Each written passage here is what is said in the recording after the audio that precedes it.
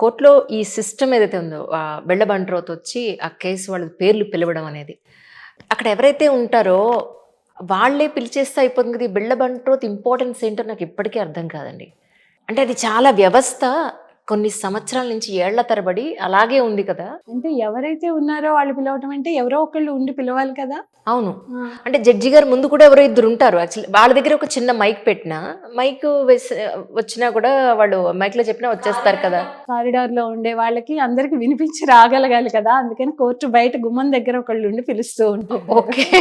Court దానికే బయట గుమ్మం దగ్గర కారిడార్‌లో ఉన్నా, తిరుగుతూ ఉన్నా అందరూ కోర్ట్ హాల్‌లోనే పట్టకపోవచ్చు. అవును. కోర్ట్స్ అంటే ఇవి పబ్లిక్ స్పేసెస్. కరెక్ట్. అందరు పబ్లిక్ కూడా వచ్చి చూడవచ్చు.